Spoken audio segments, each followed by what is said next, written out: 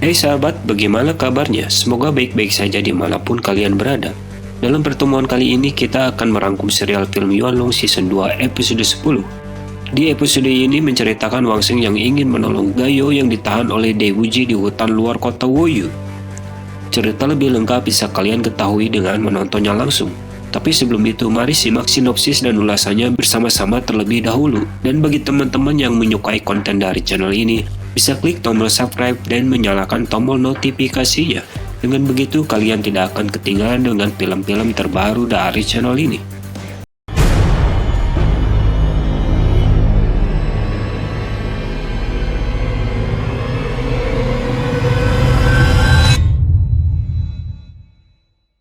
Di awal film diperlihatkan Wang Sheng yang sedang menahan Gayo agar dia tidak terluka oleh perangkap yang dibuat oleh Dai Wuji. Selain itu juga Dai Wuji mengunci Tang Qiu di ruang bawah tanah kota Woyu. Di kota Woyu terdapat 2120 rumah, juga ada 2856 ruang bawah tanah. Jika Wang Sheng ingin menyelamatkannya, ia harus bergerak cepat. Beberapa saat kemudian muncul para pembunuh yang ingin memburu Wang Sheng, di mana banyak keluarga besar yang menawarkan hadiah besar untuk kepala Wang Sheng. Wang Sheng pun harus cepat membebaskan Gayo sebelum mereka datang. Lalu Wang Sheng menembak tali yang mengikat Gayo. Suara tembakan Wang Sheng itu terdengar oleh para pembunuh. Mereka pun segera bergegas mengarah ke asal suara tembakan itu, kembali ke Wang Sheng dan Gayo. Tembakannya itu tak bisa memutus tali yang mengikat Gayo, disebabkan tali itu terbuat dari otot monster tingkat tinggi. Dan pada akhirnya para pembunuh itu pun menemukan keberadaan Wang Sheng. Sambil mengikat tali ke tubuhnya agar Wayu tidak terjatuh, Wang Sheng pun bertarung dengan mereka.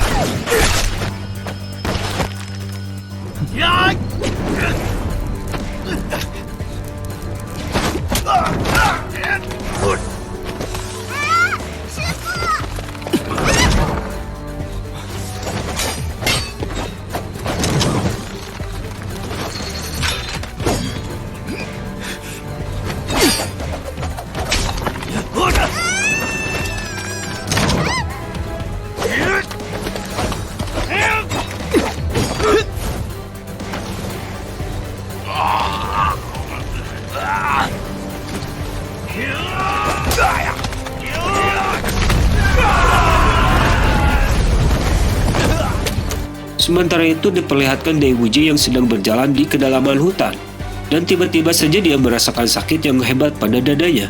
Kejadian itu sama juga dirasakan oleh Song Mu yang tengah berada di kamar dagang Yutang kota Woyu. Entah apa yang terjadi kepada mereka berdua. Apakah mereka berdua mempunyai keterikatan atau tidak?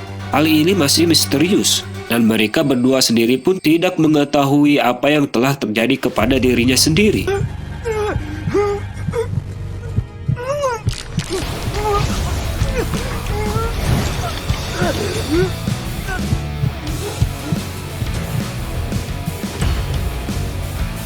Di kediaman keluarga Lu, tampak Lu Wenhu begitu cemas karena adiknya Tang Qiu diculik oleh Dai Wuji. Tidak lama kemudian datang bawahnya untuk melapor kepada Lu bahwa di kediaman Lang Cheng mereka sudah bertemu dengan semua pedagang yang berbisnis dengan keluarga Lu.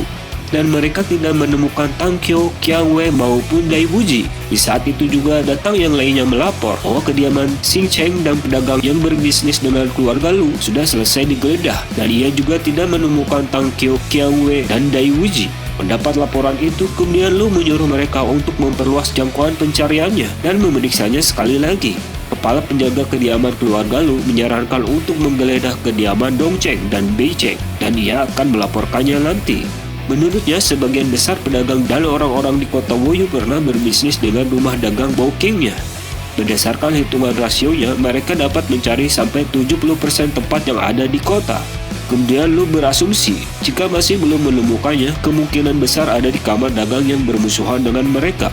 Lu sangat mengkhawatirkan Tang Qiu karena dokter sudah mendiagnosis mengenai lukanya sesuai penjabaran penjaga. Ditakutkan Tang Qiu tak akan bertahan lebih dari 3 jam. Kemudian Lu menyuruhnya untuk menarik semua penjaga yang dipindahkan dari mansion penguasa kota dan perintahkan mereka menyelinap masuk ke kamar dagang yang bermusuhan dengannya.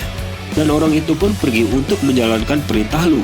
Setelah orang itu pergi, datang lagi bawahan Lu melapor. Ketika penjaga bayangan mencari di sepanjang jalan kota, ia mendengar penjaga gerbang berkata Wang Sheng mengejar Dai Wuji ke luar kota. Juga banyak pembunuh di kota yang pergi memburunya. Lalu Lu bertanya, di mana orang yang ia utus untuk melindungi Wang Sheng? Bawahan itu menjawab, Wang Sheng berlari terlalu cepat. Orang-orangnya tak bisa mengikutinya dan sekarang para pembunuh itu masih mencarinya di hutan luar kota. Mendengar semua itu, kemudian Lu berpikir agar ia bisa menyelamatkan Wang Sheng. Lalu ia menyuruhnya untuk menghubungi kediaman Nancheng dan pedagang yang punya hubungan baik agar mereka mengirimkan seorang master untuk mencari Wang Sheng di luar kota. Selama mereka mau mengirim seorang master, kerjasama untuk tahun depan akan sangat menguntungkan. Dan orang itu pun segera menjalankan tugasnya. Ternyata Song Yan sengaja menguping pembicaraan Lu, dan ia pun turut mencari Wang Sheng ke luar kota. Kembali lagi ke Wang Sheng yang harus menghadapi para pembunuh bayaran.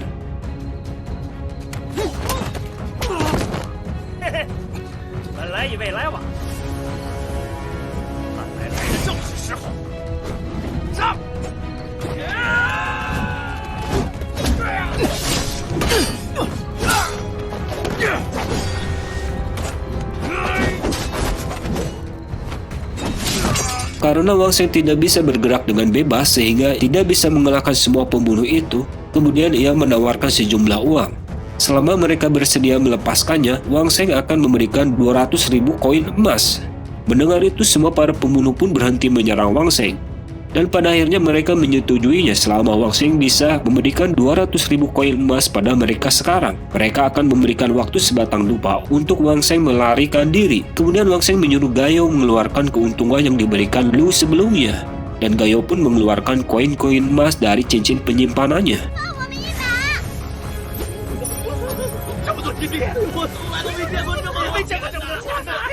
Ternyata itu hanya siasat Wang Sheng agar mereka bisa berkumpul, dan Wang Sheng pun menyerang mereka dengan akar yang bisa merambat dan menjerat mereka hingga berbentuk bundaran besar.